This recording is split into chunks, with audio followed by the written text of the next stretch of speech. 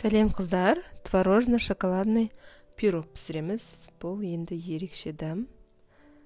2 дана жұмыртқаның сарысы, сары май, комнатный температурада болады, тұз, қопсытқыш және де сахарная пудра немесе сахар.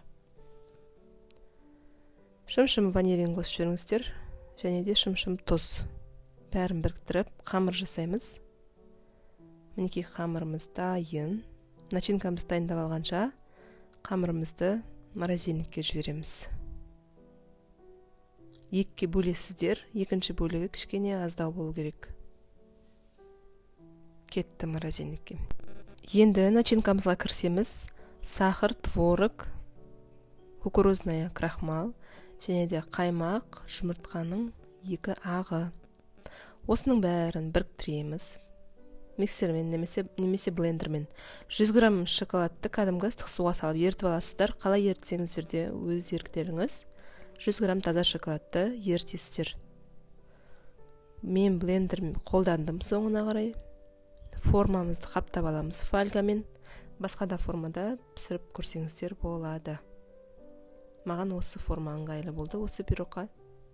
Жақсылап фольгамен қаптайсыздар. Қатқан тестамызды үлкен бөлігін астына жібереміз. Бір 10-15 минуттай пісіріп аласыздар, я. 10-15 минут пісіріп алғаннан кейін суытамыз. Суығаннан кейін начинкамызды жаңағы 15 минут пісірген тестамыздың үстіне жайғастырамыз. Тегістеп шығасыздар лопатканың көмегімен.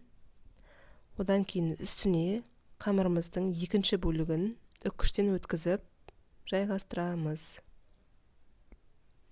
Мен 20 см форманы қолдандым. Егер пирогтың төмен болғанын қаласаңыздар, 23-22 см қолдансаңыздар болады. 160 градуста 60-70 минут пісіресіздер. Асықпай, баппен піседі. Ал қыздар, сіздерге сәттілік, пісіріп көріңіздер. Дәмді пирогтардың бірі өзіме қатты ұнады, шоколадпен творогты бірінші рет пісіріп тұрмын. Ерекше пирогтардың бірі, сіздерге де кеңес беремін. Не тающая сахарная пудра сеуіп, столға ұсына берсеңіздер болады. Ас болсын. Сіздерден фотоотчет күтемін.